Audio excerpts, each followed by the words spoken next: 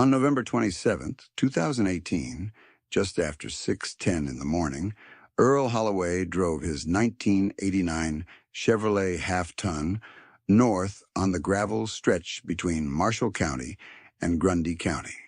Heater fan clicking, windshield cracked in a spider line from an old stone strike, odometer fixed at 312,000 miles because it had stopped counting the previous spring. Rust had eaten through both rocker panels. The bench seat had split open years earlier, and Earl had stitched the vinyl with baling twine in a cross pattern that held better than the original seam. He wore patched brown coveralls over a faded thermal shirt, gloves with two different cuffs, and boots that had seen enough lime, mud, and diesel to look permanently dusted gray. At the sale barn counter, he paid for coffee with coins, exact change, and nodded once when the cashier slid the cup over. Two men in pressed jackets watched him count quarters and gave each other the kind of glance that passes for an entire conversation in farm country. Broke, hanging on, probably renting ground to survive. They had seen his truck and made the rest of the story up from there. The prevailing county equation was simple and usually wrong. New iron meant solvency. Old paint meant struggle. Earl knew what people thought, and he did not correct them. If anyone had opened his books that morning, the arithmetic would have forced a different narrative. Earl owned 640 acres outright across Marshall and Black Hawk County. He had carried zero long-term debt since 1994.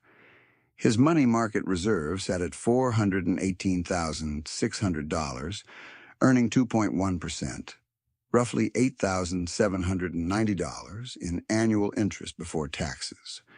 Household living costs for the prior 12 months totaled $19,840. Machinery repairs averaged $7,200 across 5 years. Property taxes were prepaid each December, every parcel, no carryover. He looked like the poorest man at the barn and operated like a private bank. That contrast followed him into every room, and by late November it had hardened into local folklore. People called him careful when they were being polite, and cheap when they were not. Earl answered both descriptions the same way, with silence and ledgers. His discipline did not begin as a speech or a slogan. It began as subtraction. In 1982, when he was 24, he tracked one legal pad line every night. Gross receipts, fuel, seed, repairs, rent, tax set aside, carry cash. No categories were decorative. If he could not explain a number, he did not spend it. In 1986, after 4 years of custom harvest work and off-season welding, he bought 80 acres for $54,000 cash. People later called that luck, but luck did not run 12-hour combines in 2 states and then repair truck frames in unheated shops through January. In 1991, he added 120 acres at $96,000 after a 2-year rent-to-own agreement with an older landlord who wanted certainty more than top dollar. Earl paid exactly when promised. No delays, no renegotiation theater. In 1994, he retired his last remaining note, a short land carry at 6.0%, and made a decision he never reversed. No machinery debt, no operating line for convenience, no variable rate exposure disguised as growth.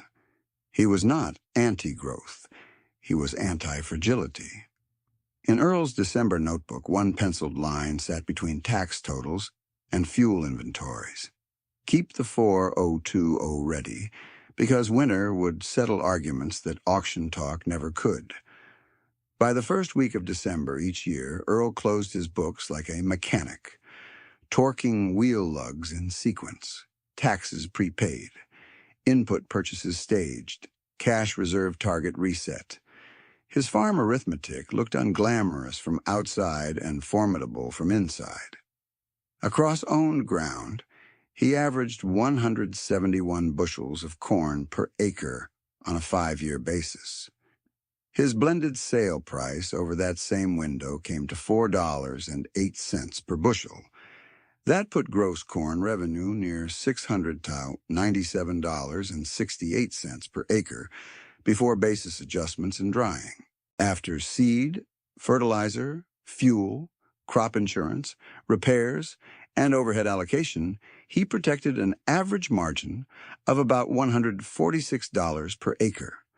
On 640 owned acres, that margin profile translated to roughly $93,440 in annual room for taxes, reserve growth, and selective land purchases.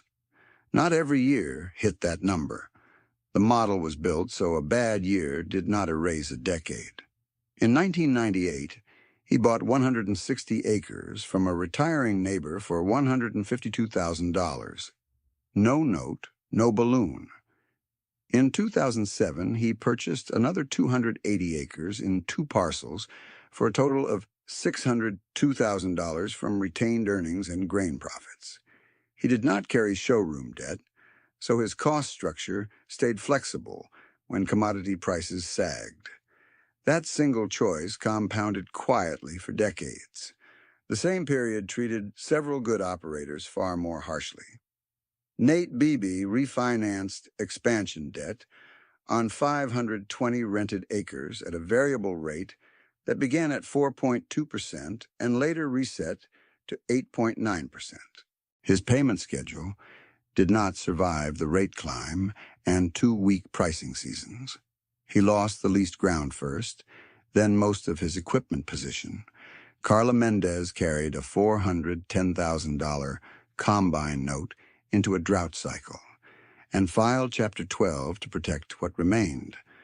Owen Pike, a capable producer with strong yields in normal years, could not service $1.2 million in combined operating and equipment obligations once input costs and interest moved together. Lyle and Darren Cook, brothers who worked hard and expanded quickly, missed 3 quarterly payments on total liabilities of $2,760,000 and were auctioned out. None of them were reckless caricatures. They made conventional decisions under conventional advice in an unforgiving cycle. Earl helped where he could without speeches. Diesel at cost, hay at cost, a spare wagon loaned with a return date written on masking tape near the tongue jack. He did not run a charity pose. He ran a survival network. On December 8th, 2018, at an estate auction near Conrad, the county's assumptions finally met a microphone. The yard was crowded with dealer pickups and polished boots. Dale Kincaid stood on the trailer rail with a wireless headset and a clean tan coat that still held store creases at the elbows. When bidding moved toward Earl's 1967 John Deere 4020, Dale tapped the fender, grinned toward the crowd, and said the tractor was worthless for modern farming, fit for scrap at $1,800. Laughter rolled through the line of bidders in pressed jackets. More than one glance landed on Earl's worn gloves. A dealership representative used the moment to make a public offer. Trade into a newer unit. Roll financing over 7 years. Principal $186,000 at 7.4%. Monthly payment $2,843. Total payout $238,812. Interest cost $52,812 before maintenance contracts. The pitch was framed as progress, urgency, professionalism, image. Earl listened, thanked him, and said no in 1 syllable. Then he did his own math. Injector work, filters, fluids, block heater update, battery replacement, hydraulic hose set, and winter fuel treatment came to $3,940. He spent it in cash. He logged each receipt. The 4020 went back into the machine shed with clean oil and calibrated confidence.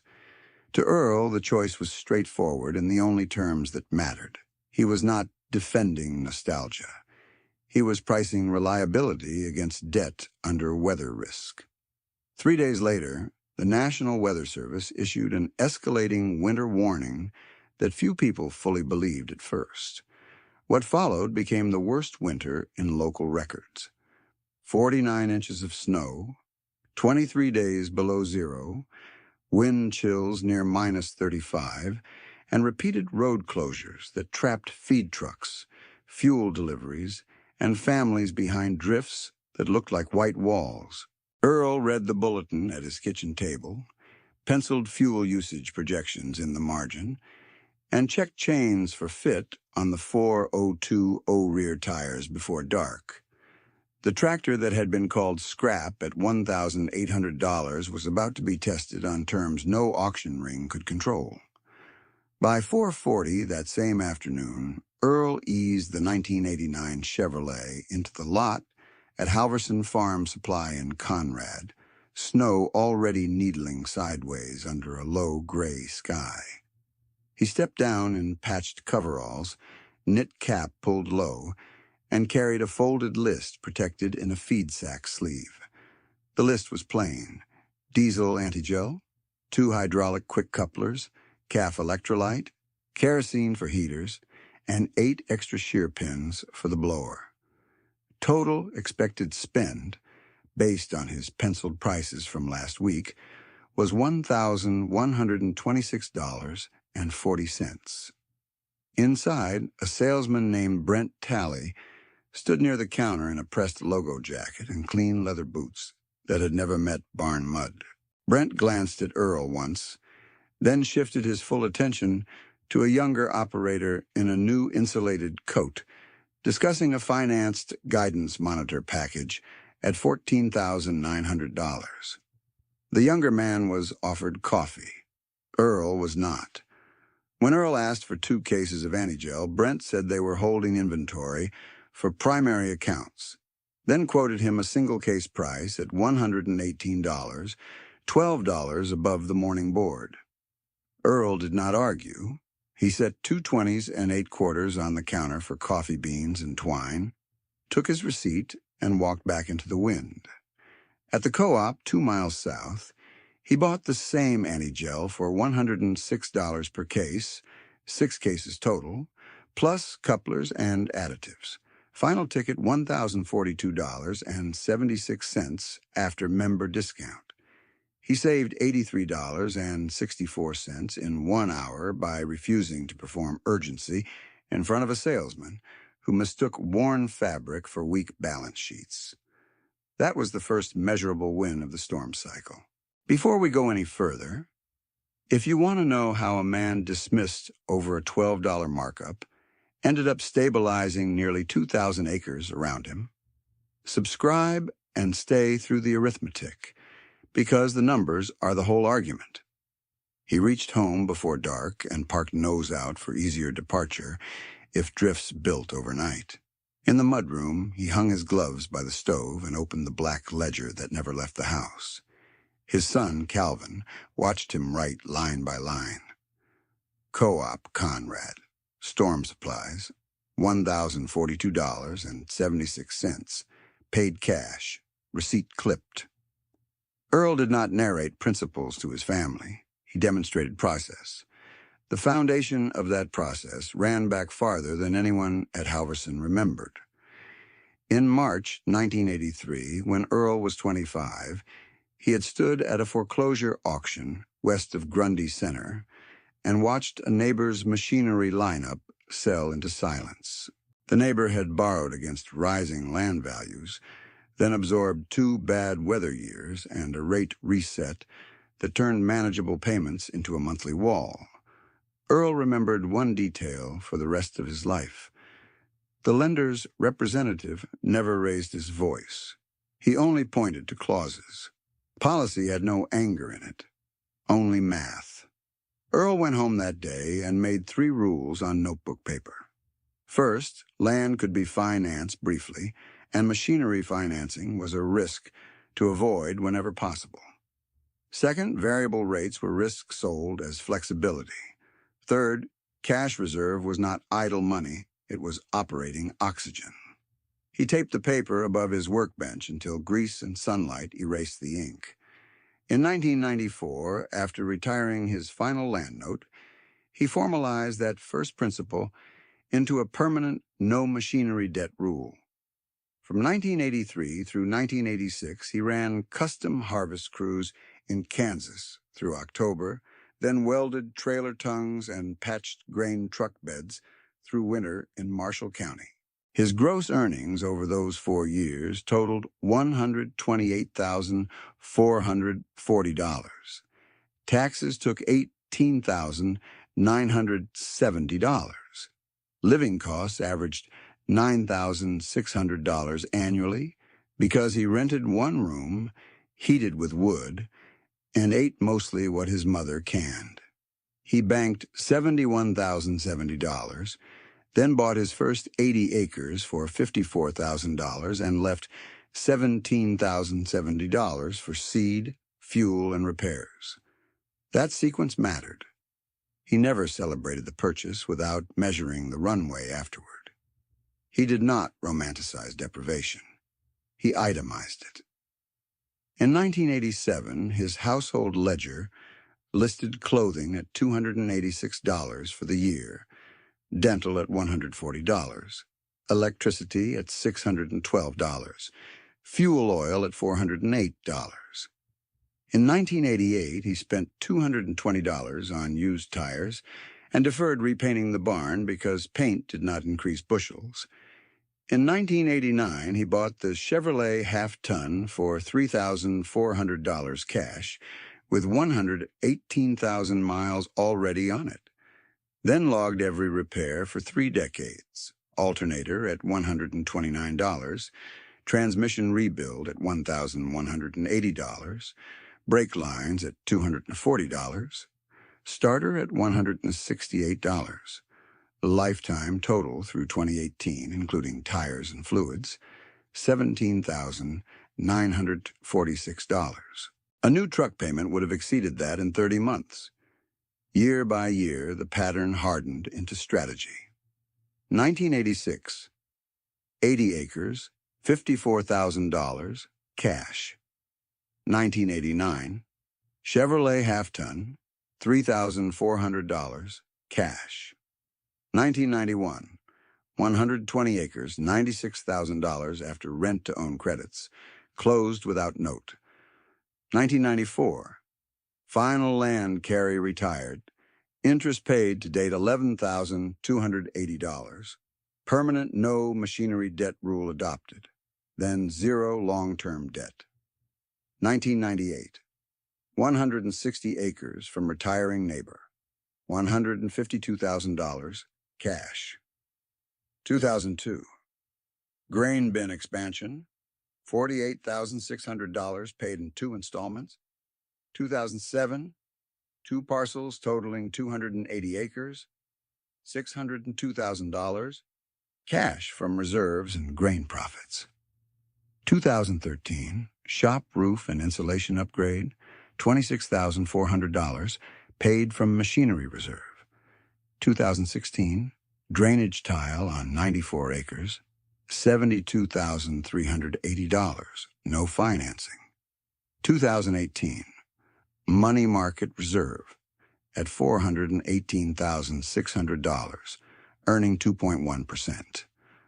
By the second week of December 2018, most families were watching forecasts, but Earl was auditing exposure categories. Fuel days on hand, feed days on hand, backup pump capacity. Tractor cold start reliability by machine, not by brand loyalty. The 4020 had no touchscreen and no dealer telemetry, but it had mechanical injection, a block heater he could test with a meter, and parts he already owned on the shelf. Reliability, in his framework, was a probability multiplied by repair time. If a machine failed and could not be restored in-house before feeding deadline, it was expensive regardless of sticker prestige. Let me stop here and ask you something. When pressure rises, do you optimize for image or for recovery time? Earl had answered that question long before this winter. His early discipline showed itself in habits so ordinary that outsiders missed their compounding force. At winter auctions, he stood in back, bid rarely, and carried a folded page of ceiling prices. If a grain drill crossed his limit by $20, he let it go and drove home. In 2005, he bought a used 24-foot field cultivator for $1,900, then replaced shanks and bearings for $640. Comparable dealer package with financing and setup was $19,800 at 6.8% over 5 years. Monthly payment $390. Total payout $23,400. His version cost $2,540 and worked 11 seasons. Savings on that single implement, $20,860. In 2010, he purchased a 1978 grain truck at an estate sale for $4,200. Tires, brakes, and lights added $2,060. Total in service, $6,260. A newer finance truck package offered that year at $68,000 with 7.1% interest over 7 years would have required $1,031 monthly and $86,604 total payout before insurance differences. Earl wrote one line in the ledger margin: "Difference buys tile." At home, the same logic governed daily life. Annual household budget in 2018. Groceries, $6,420. Utilities, $3,980. Fuel and vehicle upkeep, $2,740. Medical and insurance out of pocket, $3,900. Clothing, $480. Church and local giving, $1,200. Miscellaneous, $1,120. Total $19,840. There was no performative austerity in that list. There was intention. He and his wife, Marion, had agreed years earlier that comfort meant margin, and margin meant choices in bad years. That night, with sleet ticking the windows, Earl and Calvin moved through the shed under one hanging fluorescent tube. They swapped fuel filters on the 4020, bled lines, checked injector return, and tested the block heater draw at 11.8 amps. Earl greased front axle fittings until fresh grease pushed old residue out. He mounted tire chains and tightened each crosslink by hand, then marked link tension with the yellow paint so looseness would show at a glance in blowing snow.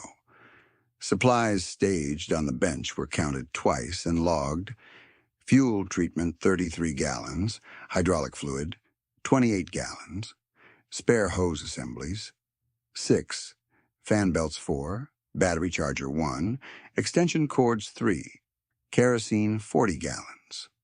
At 9:15 that evening, the county emergency text advised voluntary travel limits beginning midnight. Earl called 3 neighbors without scripting heroics. Nate Beebe needed feed by Thursday if roads stayed closed. Carla Mendez had 2 heaters acting up in a farrowing shed. Owen Pike had 1 diesel tank at half and no antigel. Earl offered terms he always used: cost recovery only, no interest, written gallons and bales, settle after thaw. Each agreed. Calvin opened a spiral notebook titled Winter Network 2018 and started columns for date, recipient, quantity, and reimbursement status. If you are learning something from this, share it with one person who confuses frugality with fear, because what Earl practiced was not fear. It was engineered resilience. At 11:40, wind gusts struck the west wall hard enough to rattle loose tin. Marion set coffee grounds for dawn and placed wool socks by the stove. Earl sat once more at the kitchen table and recalculated feed burn for 146 head under extreme cold. Projected daily increase 12% above normal ration, requiring an additional 1.4 round bales equivalent per day, plus grain supplement adjustments. He penciled a 14-day contingency cost at $9,870 using current inventory value, then circled one line twice. No missed cycles. When he finally stood, he did not speak in slogans. He turned off the kitchen light, looked out at the shed where the 4020 waited with chains bright under frost, and checked his watch against the alarm set for 3:50. The forecast map on the radio had shifted from warning colors to emergency shading, and the county that had priced his judgment at $1,800 scrap value was about to put that valuation under real load by sunrise. At 3:50, the alarm sounded once, and Earl was already awake. Wind pressed fine snow through every seam in the west door, and the thermometer outside the mudroom read -11 before wind chill. Calvin pulled on insulated coveralls, took the Winter Network notebook from the counter, and followed Earl to the shed where the 4020 sat under a thin glaze of frost, extension cord coiled, chains dark with fresh oil. Earl checked fuel bowl clarity with a flashlight, cracked the drain for 2 seconds, then nodded. Clean. He logged engine start at 4:07, ambient temperature, and initial idle duration on a yellow legal pad clipped near the bench. Even in first snow, he documented. That habit had built his balance sheet one plain line at a time, and while the tractor warmed, he walked Calvin through the sequence again, not as nostalgia, but as operating instruction. In 1986, he purchased 80 acres for $54,000 cash and carried closing costs of $1,740, leaving working capital of $15,330 after seed and fuel commitments. In 1987, net farm income landed at $21,480, and he retained $12,900 after taxes and household expenses. In 1988, gross improved with better yield, netting $26,310, of which $17,400 stayed in reserve. In 1989, he bought the Chevrolet for $3,400 and still finished the year with $28,700 liquid. In 1990, when corn averaged lower than expected and repairs climbed, he still added $9,860 to savings because he had no machinery payments pulling monthly cash flow downward.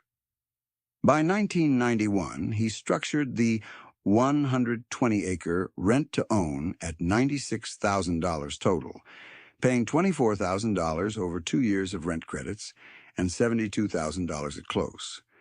The effective acquisition cost after rent credit accounting was $80,400. In 1992, his blended crop margin dropped to near $92 per acre. Yet he remained positive because fixed obligations were minimal.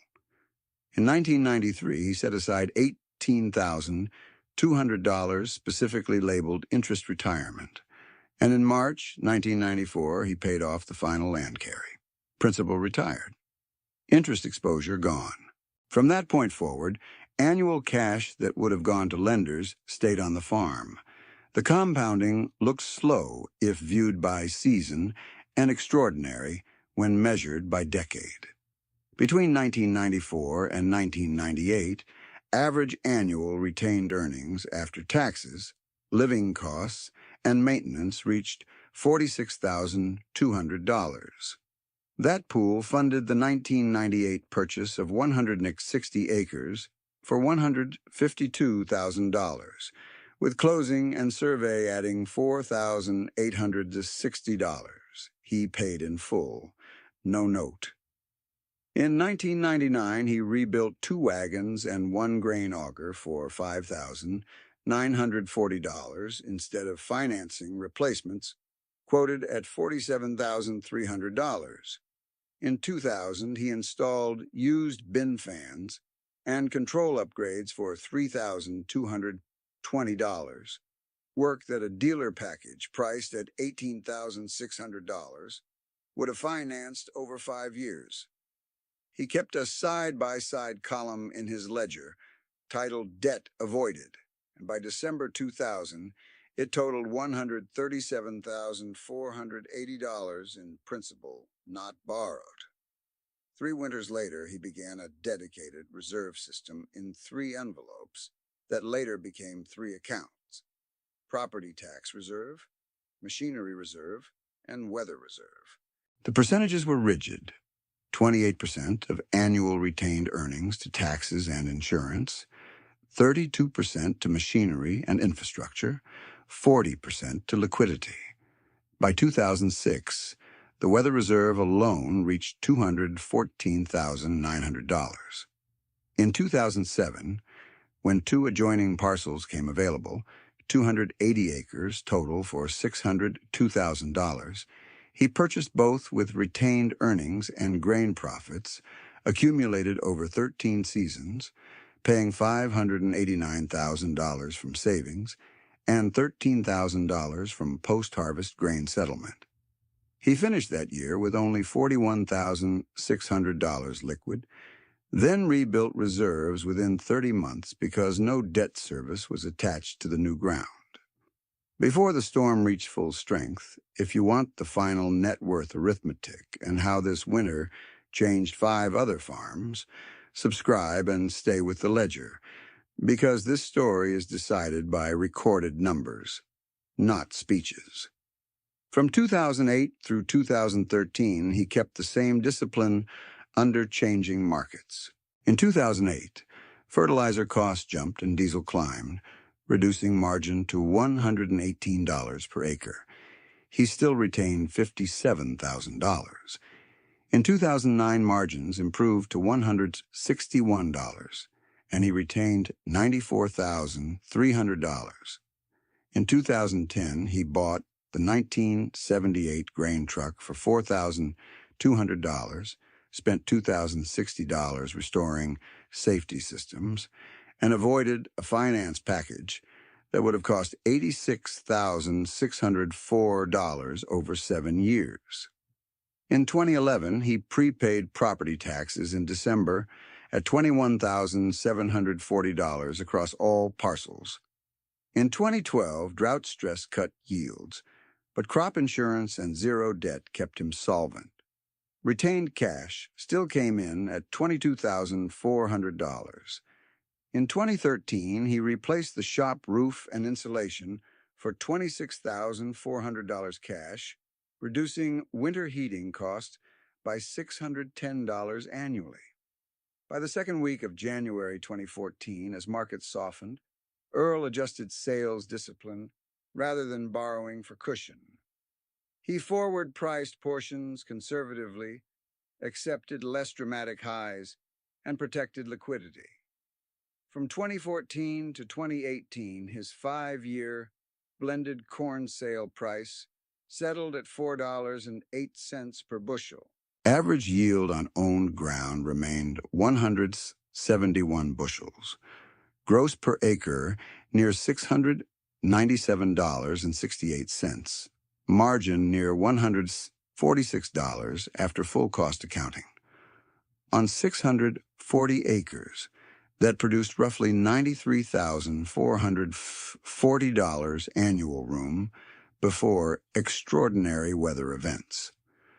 Out of that room, he funded drainage tile in 2016 at $72,380, absorbed machinery repairs averaging $7,200, maintained annual living expenses near $19,840, and still built the money market reserve to $418,600 by late 2018 at 2.1% yield. The farm looked modest because consumption was modest. The balance sheet was not. The contrast with his peers was never about intelligence or effort. It was about structure under stress. Nate Beebe expanded rented acreage aggressively during favorable years, and in normal conditions his operation penciled out.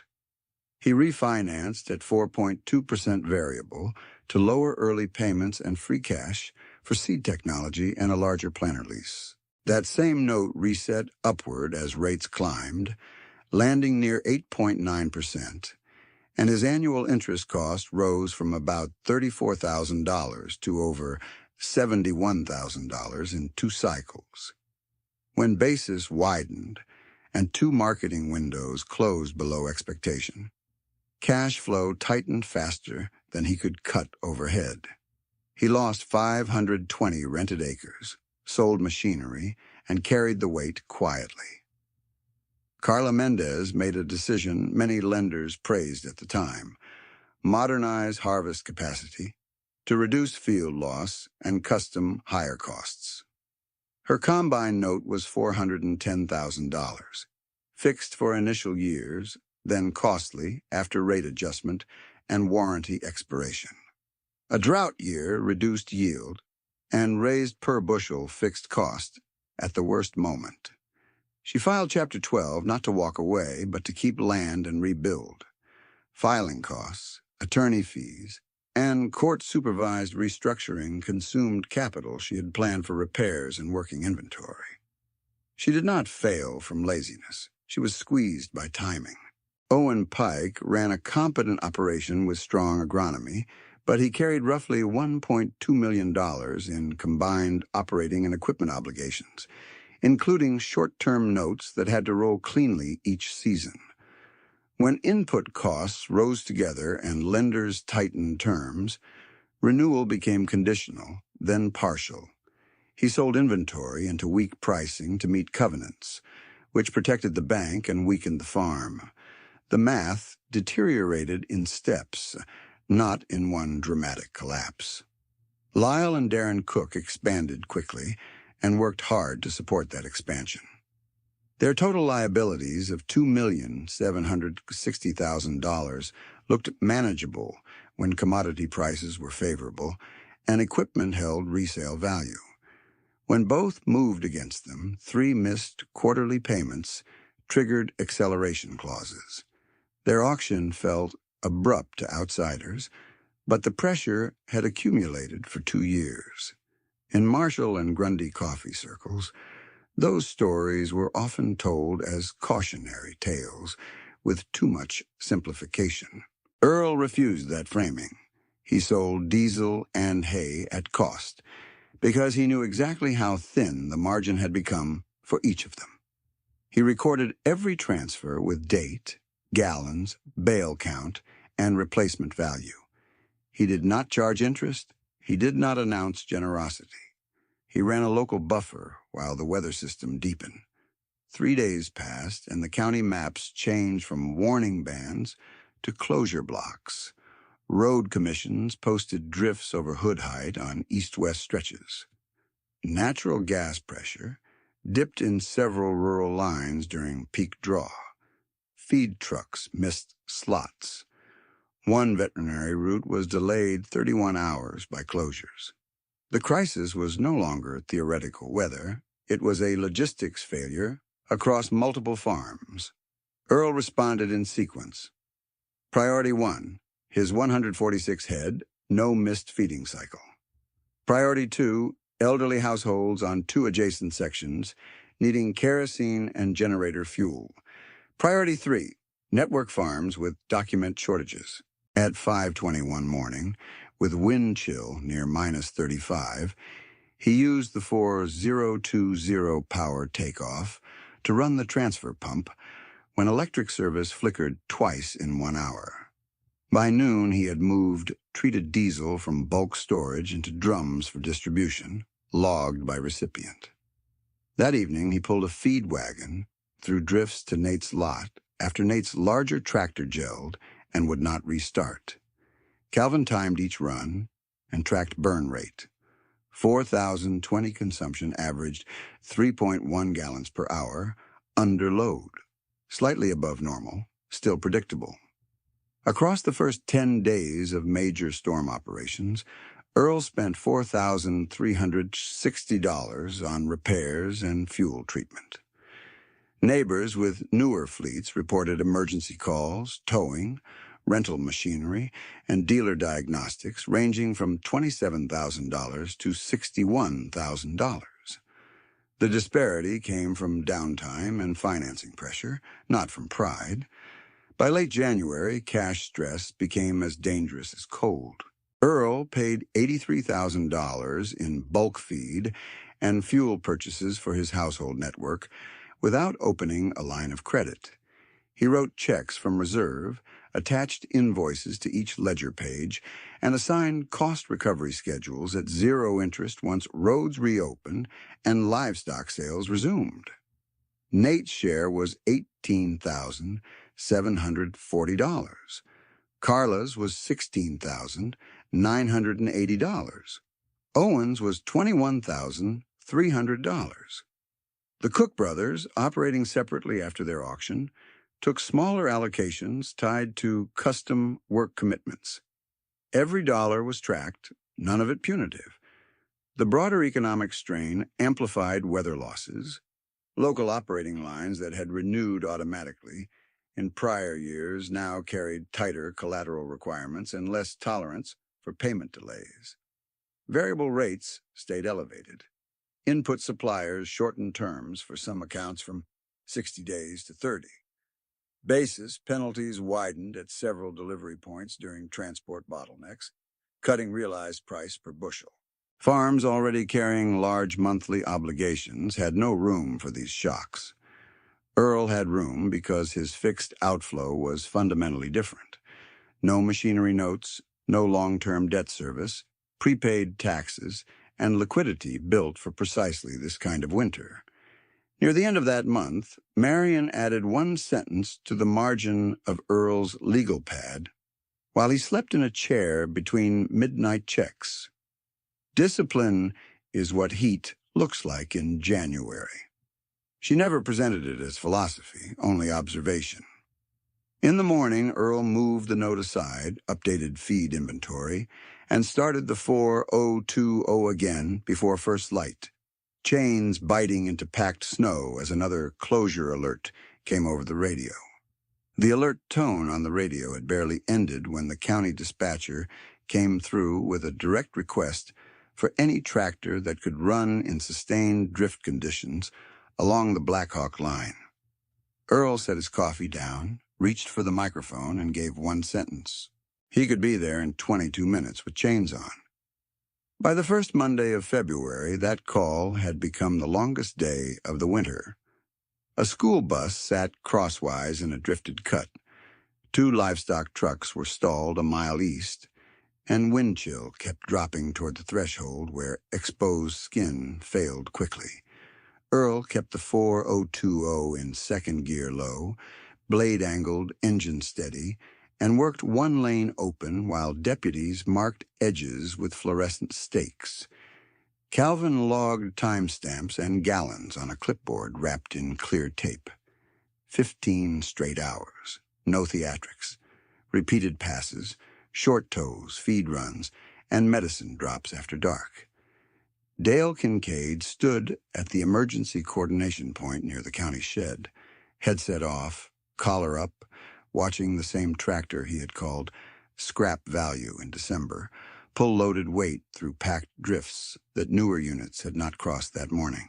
Near sunset, when the bus was clear and one truck was inside a heated shed, Dale keyed the county radio and corrected himself in plain language. He said his December assessment had been wrong. He said Earl's machine had done critical work when conditions were at their worst. The statement carried because it was practical, not dramatic. The man with the microphone had finally yielded to field evidence. The wealth reveal did not happen in a bank office with applause. It happened in fluorescent light at 8:15 the next morning, when invoices had to be paid before more fuel and feed could move. The emergency supplier from Waterloo required prepayment for bulk deliveries because several accounts in the region were already over terms. Earl drove to First Prairie Community Bank in Marshalltown with Calvin and a folder of itemized orders, treated diesel, propane, hay replacement loads, and mineral supplement.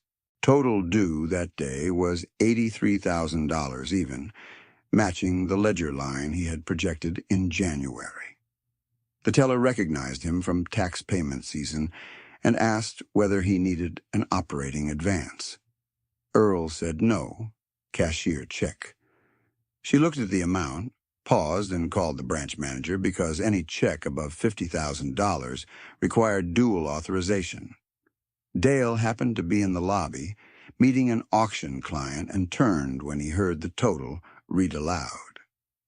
Manager Trina Voss printed proof of funds at Earl's request because the supplier wanted documentation before dispatching trucks. The page showed 3 lines that most of the county had never imagined under Earl Holloway's name. Money market account, $418,600.14. Treasury ladder account, $500 to $12,900. Operating cash account, $300 to $73,441.82. Total liquid funds available that morning, $1,304,941.96. It also listed outstanding long-term debt as $0 and property tax escrows prepaid through December. Earl signed for the $83,000 cashier check, then signed a second one for $14,260 to cover shared veterinary supplies and heater parts for network farms that had missed deliveries. No one clapped. The room went quiet in the way rural rooms do when a long assumption breaks. Dale read the statement once, then again, eyes on the zero debt line. He did not offer an excuse. He only said, "I did not know." Earl folded the duplicate receipt into his folder and answered in 4 words. Most people did not. 3 days later, as roads partially reopened, he converted winter favors into formal terms so pride would survive alongside solvency.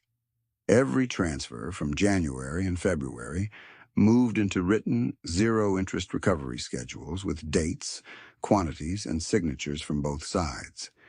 Nate Beebe's line included $18,740 in feed and fuel, repayable over 36 months at $520.56 per month. No interest, no penalty for early payoff.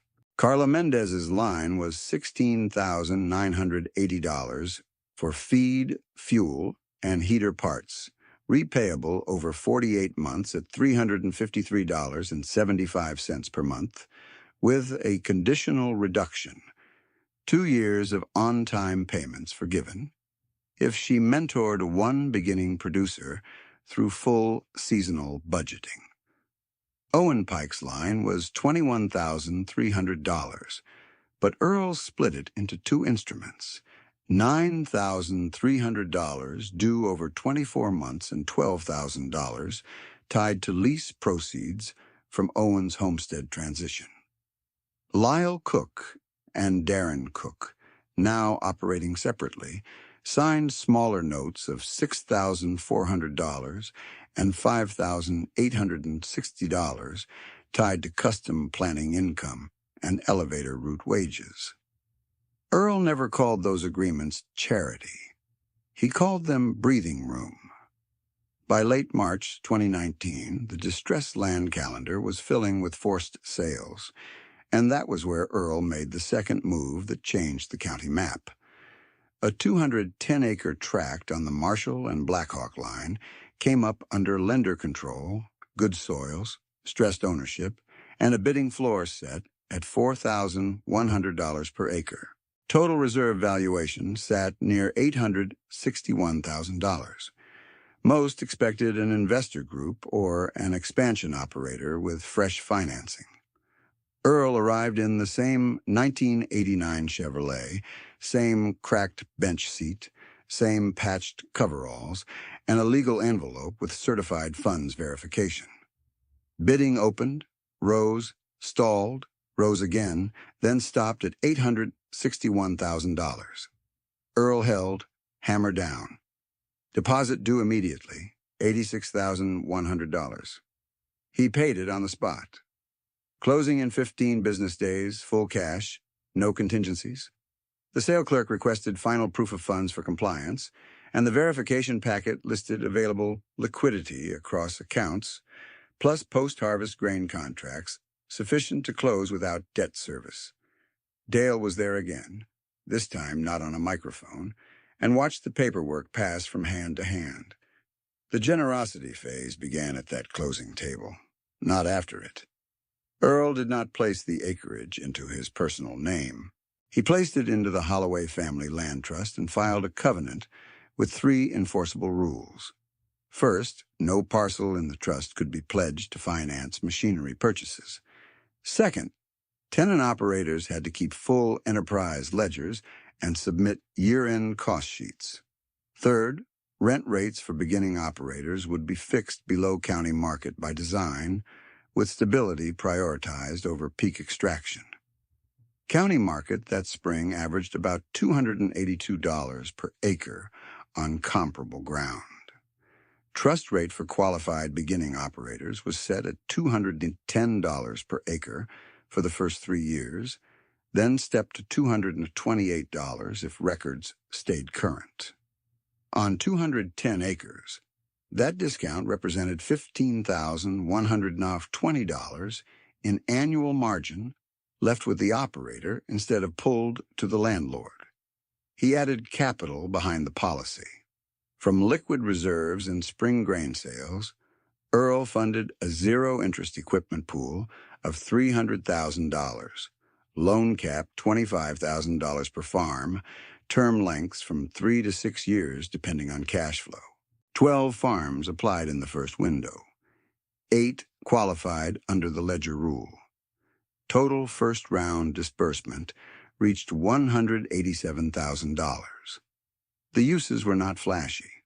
Planter meters, hydraulic repairs, grain handling safety upgrades, 2 used nurse tanks, and 1 rebuilt feed mixer. The point was uptime at manageable cost. Carla became the model case because her turnaround could be measured in plain arithmetic. She took a $24,000 equipment loan from the pool to retire high-cost, short-term obligations and repair core harvest machinery before fall. Her previous debt stack had blended near 8.1% after restructuring fees. Zero-interest replacement saved her about $1,944 in annual interest equivalent in year 1 loan, more when compared against revolving supplier credit. Under Earl's mentorship condition, she hosted monthly record-keeping sessions for a younger operator named Reed Halverson and documented input costs by field instead of by memory. At season end, Carla hit break-even instead of another loss cycle, then posted positive operating margin the following year. Nate used his $25,000 cap differently. He split it. $11,400 for a reliable, used loader tractor transmission rebuild, $8,600 for feed storage improvements that reduced winter spoilage, and $5,000 as contingency cash buffer he could not have carried under commercial terms. Before restructuring, his operation had been losing money on preventable waste and emergency service calls. After upgrades, his feed loss percentage dropped enough to save about $7,200 annually. That single correction nearly covered his trust rent discount gap and restored predictability. Owen did not re-expand. He executed a controlled exit, which was a success by Earl's standard because it protected family ground from liquidation pricing. Owen retired from daily operations, leased his homestead acreage to his niece Tessa Pike at a rate she could sustain, and used lease income plus a custom hay contract to retire the $9,300 short instrument on schedule. The $12,000 transition line tied to lease proceeds was paid without dispute in 20 months. He kept the house. Tessa kept the acres productive. Lyle and Darren, after their auction, rebuilt income through labor rather than leverage. Lyle took custom planning contracts and used a $17,500 equipment pool loan for precision meter repair and toolbar rehab, instead of signing new debt on a full planter package. Darren managed a grain elevator route and used a $9,800 loan for a dependable service truck and safety equipment required by his employer's expansion route. Both loans were current at year-end.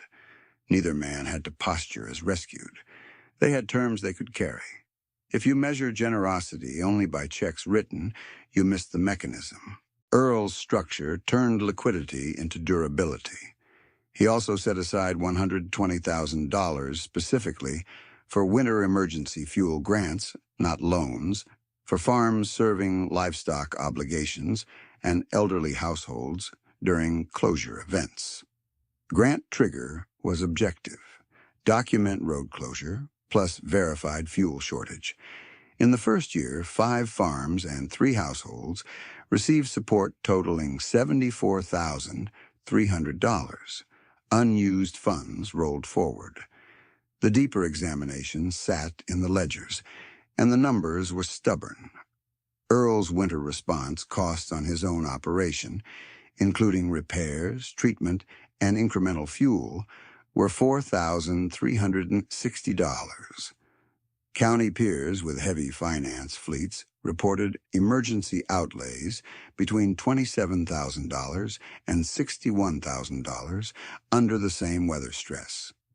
Difference at the low end, $22,640.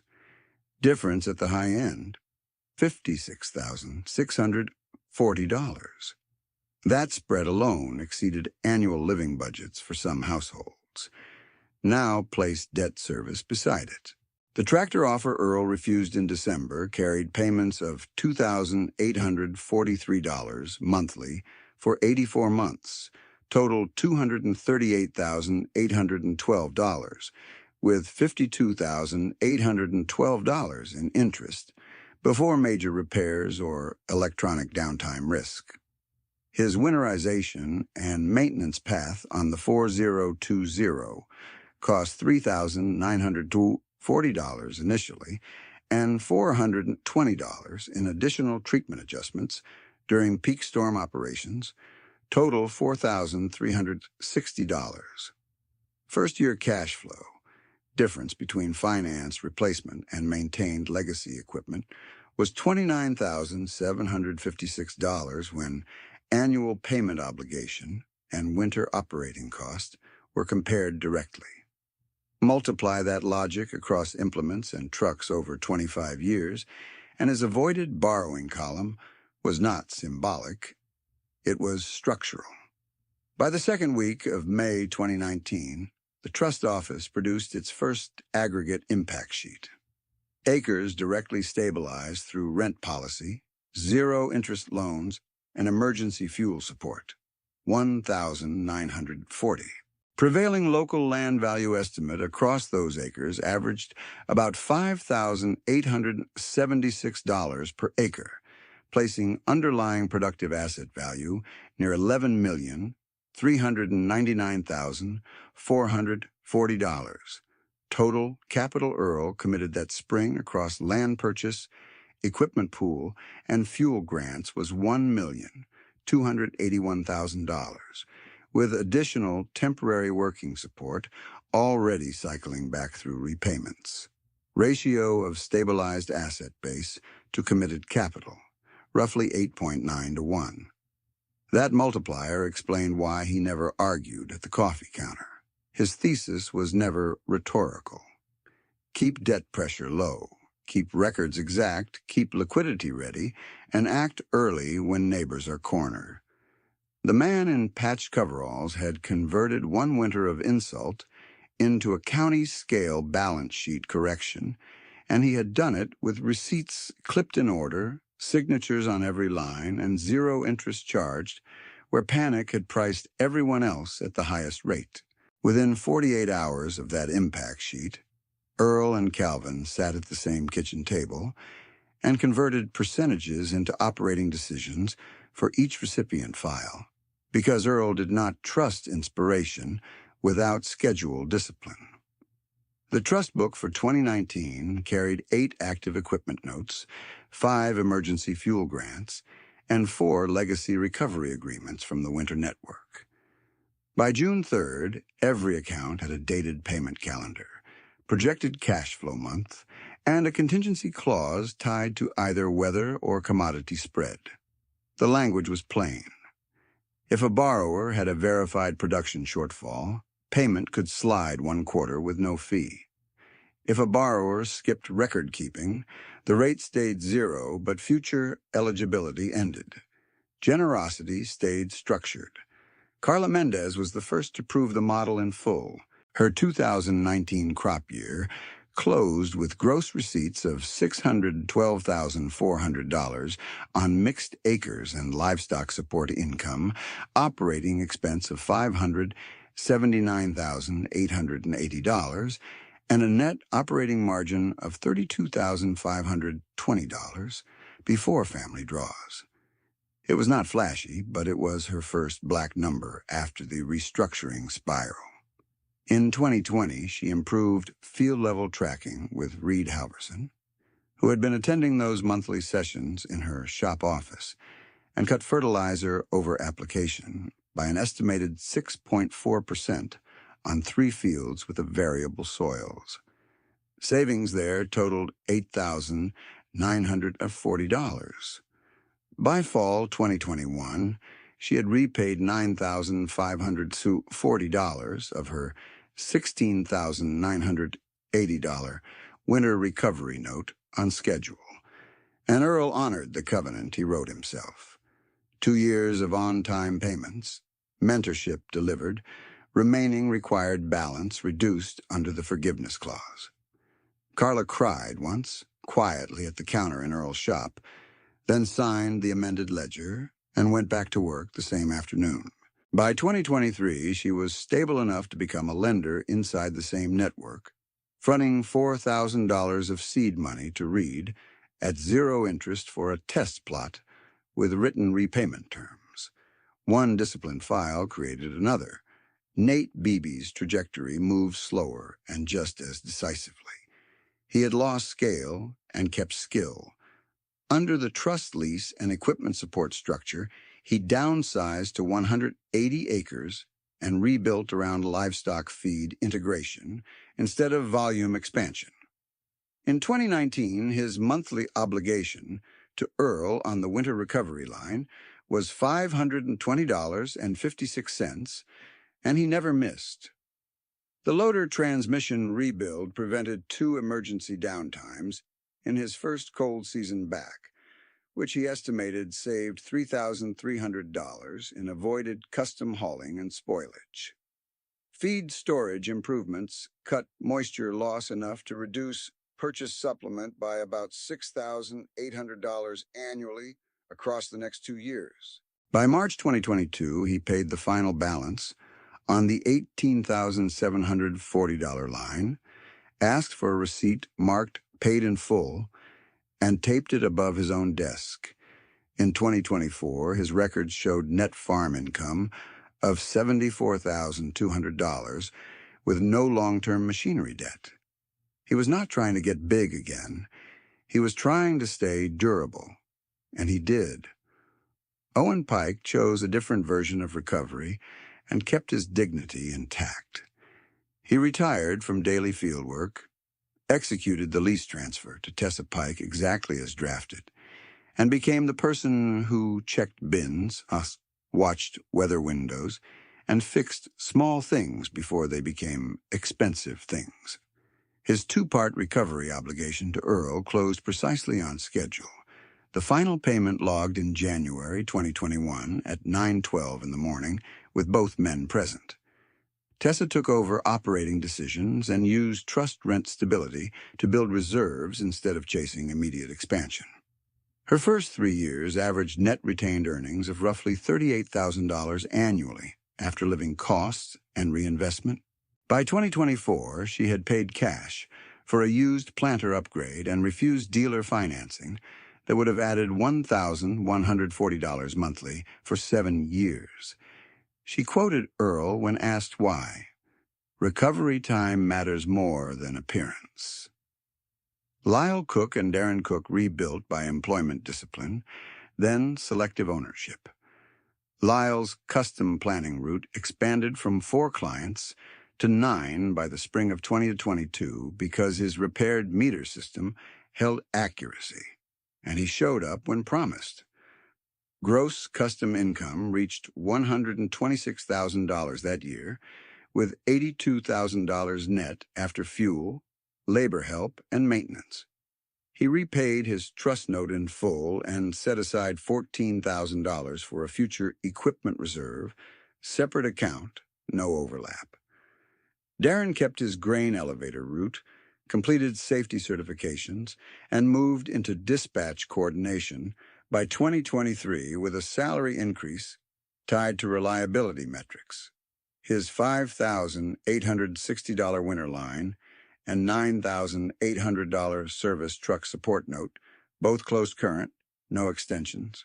The brothers did not recover their old operation, but they recovered stable lives and family relationships that debt pressure had nearly broken.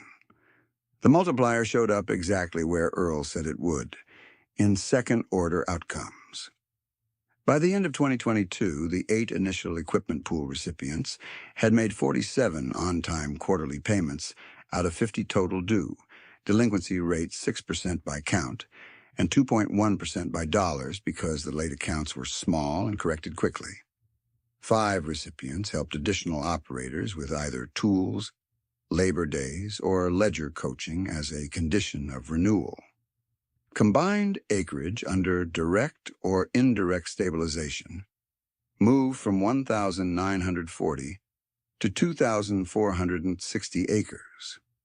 At a conservative local value estimate averaging $6,020 per acre in that window, productive asset base under more resilient management sat near $14,809,200. Earl's original committed capital had not magically multiplied as cash in his pocket. It multiplied as avoided collapse across households. By the final week of October 2019, Dale Kincaid addressed his own side of the ledger in public. He did it first at a regular sale near Conrad, then repeated it at 2 spring events the next year, so no one could call it a one-day apology. He stopped using urgency language that framed financed equipment as the only respectable path. Instead, he added a scripted financing disclosure after major machinery lots: principal, rate, term length, and total payout if the buyer carried the note full term. He also started listing repair history notes when sellers provided them, and he encouraged inspections instead of impulse bids.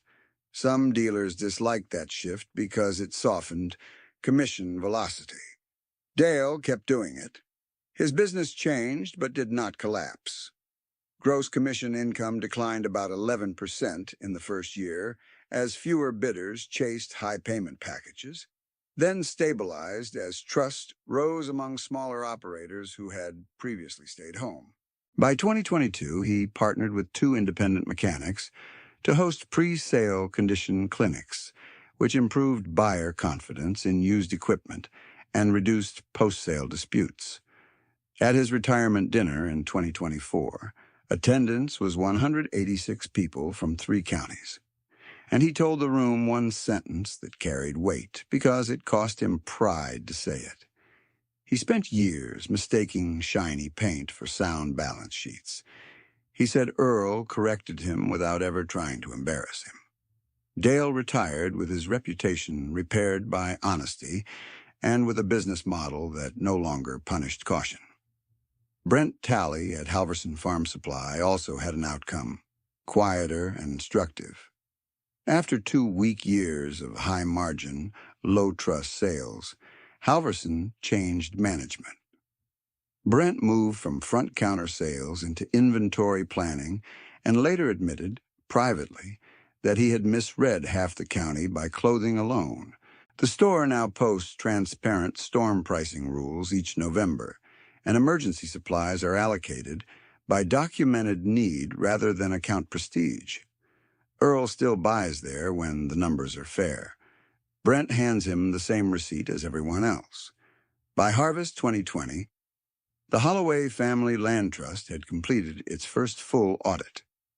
No parcel had been leveraged for machinery debt. All tenant ledgers were filed. Rent discounts remained in force for qualifying operators.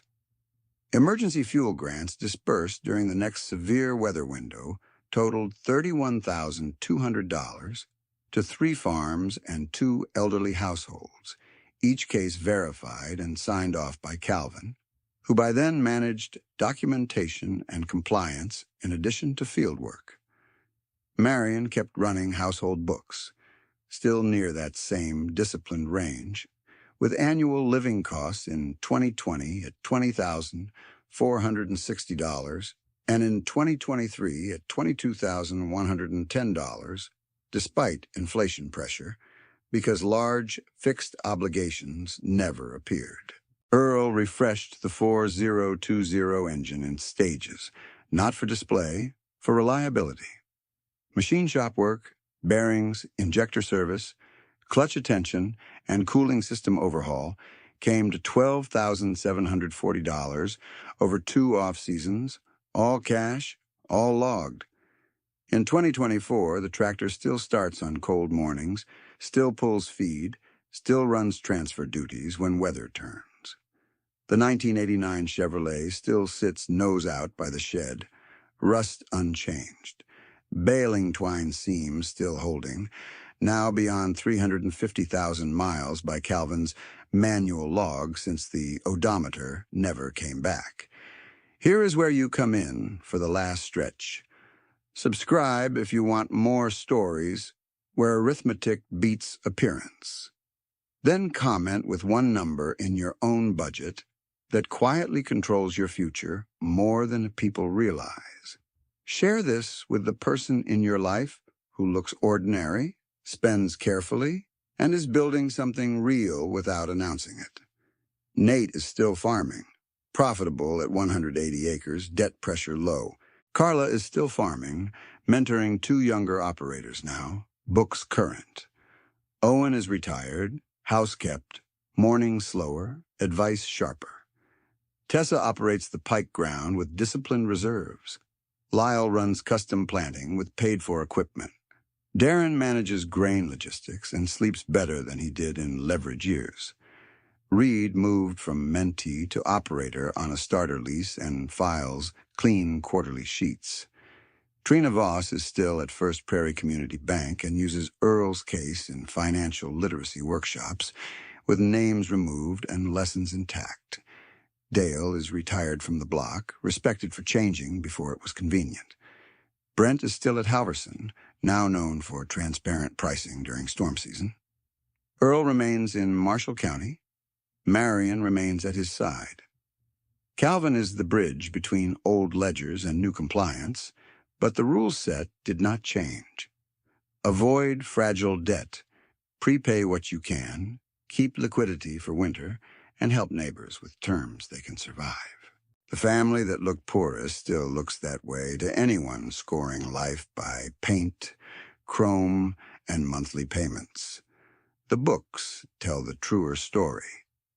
On a hard morning, with wind biting from the west, Earl turns into the shed, lays a hand on green metal that somebody once called worthless, and starts the engine that carried his family and half a county through the cold. The next Saturday, Earl set the black ledger, the winter network spiral notebook, and a cardboard box of clipped receipts on the kitchen table, then called each name in order, while Calvin checked them against the repayment sheet taped to the cupboard door. The room smelled of coffee, wet wool, and machine grease carried in on boots. Nate arrived first with a cashier check for $6,246.72, the final 12 payments on his winter line, combined into one close-out after a strong calf sale. Carla brought 2 envelopes, one with $2,122.50 for her scheduled quarter, and one with printed field maps from Reed's test plots, color-coded by fertilizer response. Owen came slower, hat in both hands, and set down the final $1,860 tied to his lease proceeds instrument. Lyle transferred electronically from his custom account and handed Calvin the confirmation code on paper anyway. Darren paid by bank draft from his grain route wages, exact amount, no rounding. Earl did not give speeches. He opened each file, matched amount to line, and wrote one word in blue ink, received. Then he turned each ledger toward the signer. One by one, they signed closed. The practical miracle of that winter was now visible as finished obligations, not sentimental memory. Total winter recovery principal originally issued to named recipients had been $69,280. Total recovered by that morning was $69,280. Interest charged, $0. Payment defaults, none. By the third week of December 2024, the second order effects were large enough to audit without optimism. Carla's operation, which had posted a negative margin in the crisis cycle, closed 2024 with $58,340 net operating income before household draw, and she had built a $41,000 weather reserve that did not exist 5 years earlier. Nate's 180-acre model generated $79,110 net with lower volatility because feed losses stayed down and emergency repairs stayed planned. Tessa Pike reported 96% on-time input payment performance across 3 seasons and carried no machinery note longer than 12 months.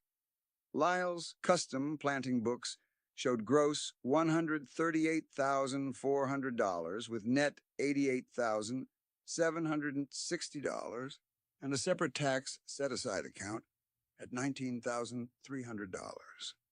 Darren moved into regional dispatch with salary plus safety bonus, and for the first time since the auction year, he kept 6 months of living expenses in cash. Reed Halverson, once the quiet mentee at Carla's shop table, now leased 70 starter acres under trust terms and presented his own quarterly sheet to Earl without prompting. Seed $9,870. Fertility $12,440. Fuel and drying $8,210. Machinery repair reserve $5,000. Projected margin at conservative yield and $4.35. Corn $18,060. Earl studied the page for 10 seconds, tapped the reserve line, and nodded once. Reed understood what that nod meant. Approval was never emotional theater in that kitchen. Approval was arithmetic with discipline behind it. The multiplier was no longer a forecast line on an impact sheet. Calvin's year-end trust report, printed and stapled in the shop office, showed 2,640 acres under direct stabilization influence, including original recipient ground plus linked operations that adopted the same ledger covenant for eligibility. At a conservative blended local value of $6,140 per acre, that represented $16,209,600 in productive asset base managed under lower debt pressure. Total trust-linked support deployed since spring 2019, including land discount value, zero-interest equipment capital, and emergency grants, stood at $1,587,340. Stabilized asset base to deployed support ratio, 10.21 to 1.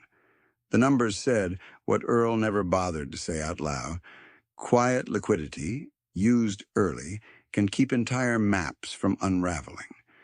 The antagonist resolution came in public, where the original insult had happened. On March 15th, 2025, at a packed pre-plant auction outside Conrad, Dale Kincaid's successor climbed the same trailer rail where Dale once called the 4020 scrap. Dale had retired in 2024, but his disclosure board remained behind the block as operating policy. Lot 1, used planner package. Principal, if financed, $74,000. Example rate 6.9%. Term 7 years. Total payout $113,988. Lot 2, late model tractor. Principal $214,000. Example rate 7.2%. Total payout over term $308,520. Then the successor added repair histories and known electronic fault notes before any bidding opened. Midway through the sale, the successor paused, looked toward Earl, standing by the fence in patched coveralls, then toward Dale beside him in retirement, and said into the microphone that appearance had misled this ring once, and there was no intention of repeating it. He said buyers deserved totals, not monthly illusions. Nobody laughed. Several younger operators took photos of the board. 2 older farmers asked for printed copies of the payout examples. Commission volume moved slower that day, but post-sale disputes dropped again, exactly as Dale's revised model predicted. By that summer, 3 neighboring auction firms had adopted similar plain language financing boards because bidders started demanding them. Brent Talley's resolution stayed quieter but just as complete. In November 2025, when another hard-cold front pushed demand for fuel treatment and heater parts, Halverson Farm Supply posted storm allocation rules at the front counter with date, time, inventory count, and per-customer limits. Brent stood under the sign and handed Earl 6 cases of anti-gel at posted price, no side quote, no prestige tiers. "Need anything else for Network Farms?" he asked. Earl said, "Quick couplers and calf electrolyte." Brent boxed both, printed 1 transparent ticket, and wrote his direct line on the back for after-hours inventory checks during closures. The man who had once priced by assumption, now priced by policy. Trust, in farm towns, is often rebuilt 1 accurate receipt at a time. By early January 2026, the trust held its annual roll call in the machine shed because the house could not seat everyone anymore. Marion poured coffee. Calvin projected spreadsheets on a white board hung between wrench racks. Trina Voss attended as advisor and verified that all active notes were current except 1 weather-deferred quarter already rescheduled under covenant terms. Nate spoke briefly and sat down. Carla presented mentorship logs for 2 new operators. Tessa submitted her reserve ratio update. Lyle and Darren reported paid status and offered 2 Labor Days each for the winter emergency roster.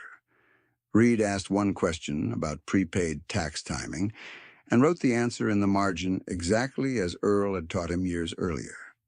Then Calvin addressed every open thread in the records, because incomplete files were not tolerated in this system.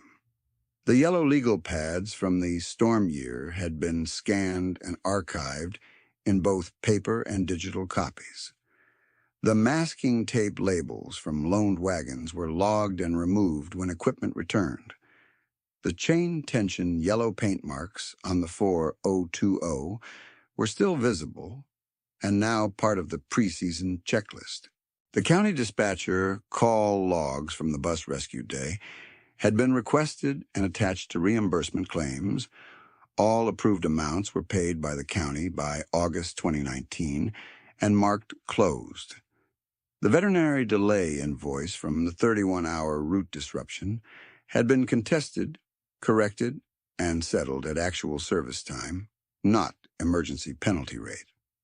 Even the old strange detail that started as a joke, the Chevrolet odometer frozen at 312,000, had a resolution.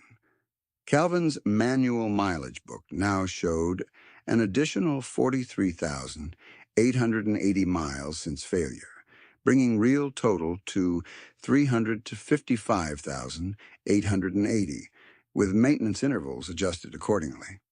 No loaded look remained unpaid in meaning either. One of the pressed jacket men from the 2018 sale barn, now identified in trust records as a tenant applicant, admitted during screening that he had written Earl off in those early years and nearly wrote himself off by borrowing beyond his weather margin. He was not rejected. He was accepted on probation with full ledger requirements because this framework corrected behavior rather than preserving social rank. The other man never applied and never explained his glance. Calvin noted that in the file, the same way he noted any missing data. No response received. If you want more stories where numbers protect people better than image does, subscribe now. Put one line in the comments, the monthly payment you eliminated or the reserve you started, and what that changed in your decisions. Share this with the person in your family who drives an old truck, keeps careful books, and has been underestimated for years. On November 27th, 2026, 8 years to the day from that gravel road morning, Earl backed the 1989 Chevrolet out of the same drive before sunrise. The bench seat was still stitched with baling twine. The crack across the windshield had spread 1 inch at the edge and stopped. In the shed, the 1967 4020 started on the second turn. Exhaust steady, chains hanging ready on their hooks. Marion's household ledger for the prior year closed at $23,040, still plain. Property taxes were prepaid in full again. Long-term debt remained at zero. The farm that looked poor to passing eyes remained liquid, operational, and generous by design. Appearance had always been the costume. Arithmetic had always been the truth.